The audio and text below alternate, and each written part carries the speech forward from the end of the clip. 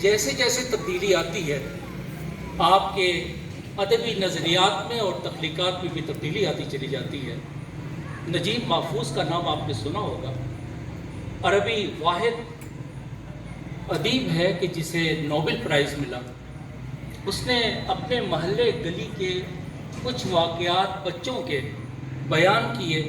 اور اپنے مخصوص نظریات کو اس کے اندر سمو دیا۔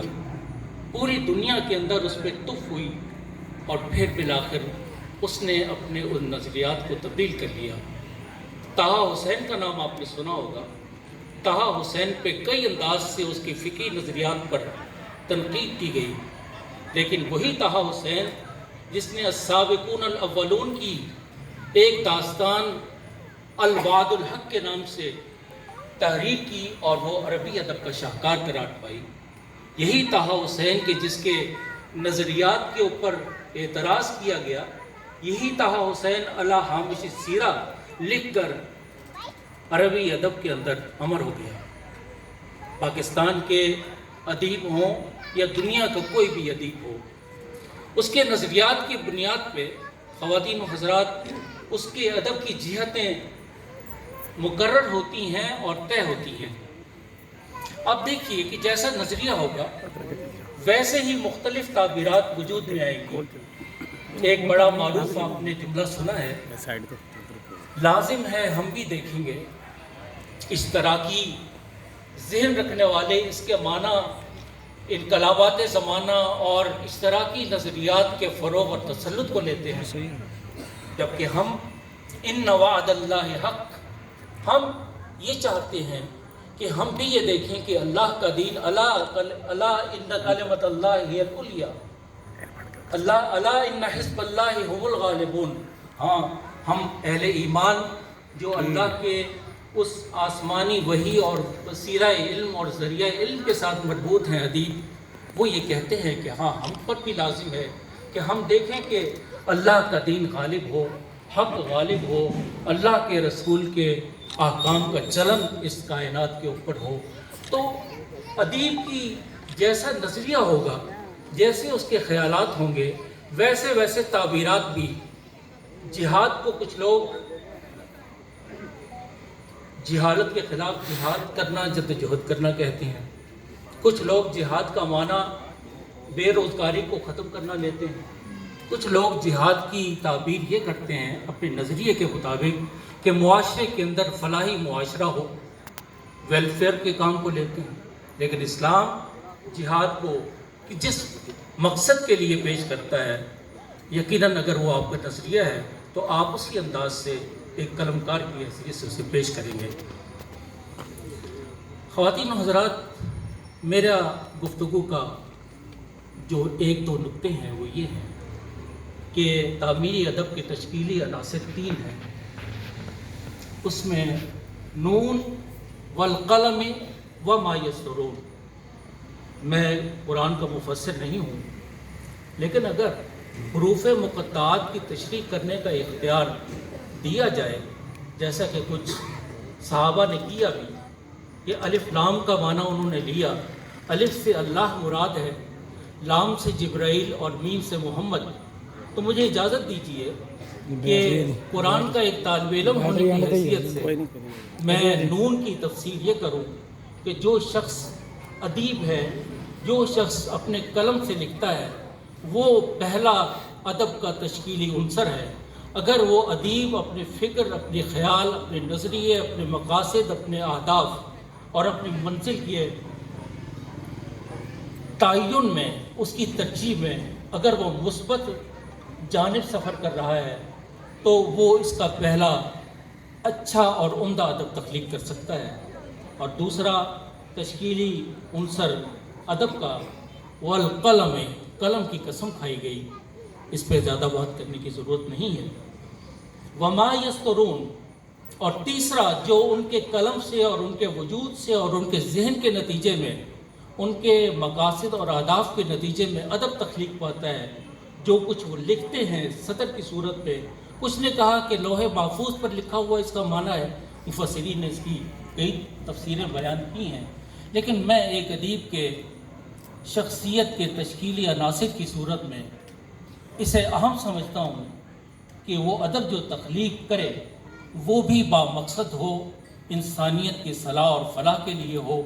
بصورت دیگر رگے گل سے بلبل کے پر باندھنے کو تو ہم ادب کہہ سکتے ہیں، لیکن خواتین و حضرات، انسانیت کی صلاح و فلاح میں ایسے ادب کا کوئی مقام نہیں ہے۔ قرآن کریم ایسا ادیب جو نظریہ نہ رکھتا ہو، جس کی تخلیقات معیار مطلوب کے مطابق نہ ہو۔ قرآن کریم جیسے کہ چشتی صاحب نے بھی فرمایا تھا، وَالشُّعَرَاءُ يَتَّبِعُهُمُ الْغَاوُونَ، اس سے پہلے ہے فی کل وادی یہیمون۔ یہ بے مقصد اور بے نظریہ ادیب اور مفکر اور دانشور ہر وادی میں کبھی غزل لکھ رہا ہے، کبھی حجب کر رہا ہے، کبھی مدح سرائی کر رہا ہے، کبھی نعت کر رہا ہے، اور کبھی وہ کسی سفلی موضوع کے اوپر اب اظہار خیال کر رہا ہے۔ فی کل وادی یہیمون، جہاں یہیمون کا معنی عربی میں ہے کہ بے مقصد اور بے منزل منہ اٹھا کے جس سمت اس کا جی چاہے وہ نکل جائے۔ تو شاعر جو بے مقصد اور بے ادب ہو، اس کی ان الہامی سلسلوں سے اس کا رابطہ نہ ہو، وہ فی کل وادی یہیمون، ہر وادی کے اندر وہ منہ مارتا ہے اور ہر چراگاہ کو چلنے کی کوشش کرتا ہے، اور بے نظریہ اور بے مقصد بے ہدف ادب اس منزل پہ پہنچاتا ہے کہ وَالشُّعَرَاءُ يَتَّبِعُهُمُ الْغَاوُونَ، ایسے لوگوں کے پیچھے تو پھر وہ طبلے بجانے والے اور گمراہ لوگ ہی معاشرے کے، اور گمراہی کو فروغ دینے والے ہی اس کے پیچھے پیروی کرنے والے ہوتے ہیں۔ امرؤ القیس عربی زبان کا سب سے بڑا شاعر ہے، اسے امیر الشعراء کہتے ہیں، لیکن نبی صلی اللہ علیہ وسلم نے اس کا کوئی اور ہی منصب بتایا کہ وہ جاہلیت کا وقائدہم فی النار۔ حضرت خنسہ رضی اللہ تعالیٰ عنہ، میں 1-2 منٹ میں بات اپنی ختم کرتا ہوں۔ حضرت خنسہ رضی اللہ تعالیٰ عنہ کو آپ جانتے ہوں گے، یہ بھی جاہلی اور مخضرم شاعرہ ہیں جنہوں نے اسلامی اور جاہلی دونوں دور دیکھے ہیں۔ یہ اپنے 2 بھائیوں کا، سوتیلے بھائیوں کا مرثیہ کہا کرتی تھی، مرثیہ نگار تھی۔ انہوں نے کسی اور صنف ادب میں شاعری نہیں کی، لیکن اسلام سے پہلے یہ اپنے بھائیوں کے قتل کے اوپر رویا کرتی تھی۔ ان سے پوچھا، اور یہ اسلام کے بعد بھی رونے لگی، نابینا بھی ہو گئی۔ حضرت عائشہ رضی اللہ تعالیٰ عنہ نے ان سے پوچھا کہ کیا بات ہے، آپ اپنے بھائیوں پر اسلام سے پہلے بھی روتی تھیں جب وہ جاہلیت کے اندر وہ مارے گئے، اور اسلام آنے کے بعد بھی اس یقین اور علم کے باوجود کہ انہیں اسلام سے وہ مسلمان نہ ہو سکے، آپ پھر بھی روتی ہیں۔ نظریہ چونکہ تبدیل ہو گیا، لہٰذا وہ کہنے لگی کہ پہلے میں اپنے بھائیوں پر ان کے شان میں رویا کرتی تھی، ان کی ہمدردی میں رویا کرتی تھی۔ یہ عربی کا ایک جملہ ہے، میں آپ کو ذرا مشکل ہوگا سمجھنا آپ کے لیے، لیکن اب میں ان کے اوپر اس بات پہ روتی ہوں کہ وہ اسلام کی دولت سے فیض یاب ہوئے بغیر دنیا سے چلے گئے۔ تو خواتین و حضرات، آپ کا نظریہ آپ کو بامقصد بناتا ہے، آپ کی شخصیت کو بھی اور آپ کے کردار کو بھی۔ میں ادیب کے لیے یہ بات بھی ضروری سمجھتا ہوں کہ وہ گفتار کا غازی نہ ہو، وہ کردار کا غازی بھی ہو۔ انہی آیات میں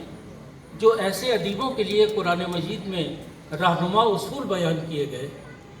اسی میں یہ بھی کہا گیا کہ یقولون ما لا یفعلون، یہ شعراء جو میں نے پہلے بھی عرض کیا رگے گل سے بلبل کے پر باندھتے ہیں، ایسے ایسے تخیلات اور ایسی ایسی افسانوی اور ایسی ایسی غیر حقیقی باتیں کرتے ہیں جن کا ہماری زندگی سے کوئی تعلق نہیں ہوتا، اور پھر وہ جو کہتے ہیں اس کے اوپر عمل نہیں کرتے۔ تو ایک ادیب کو اپنے نظریے کے ساتھ مخلص ہونا، اپنے ہدف کے ساتھ مخلص ہونا، اور قرآن جو سب سے بڑا ادبی شاہکارہ ہے اس کے ساتھ مربوط ہونا، اور پھر اس کے بعد اپنے گفتار اور کردار کو بھی تشکیلی عنصر کے طور پر اختیار کرنا لازم ہے۔ خواتین و حضرات، آخر میں آپ کی خدمت میں،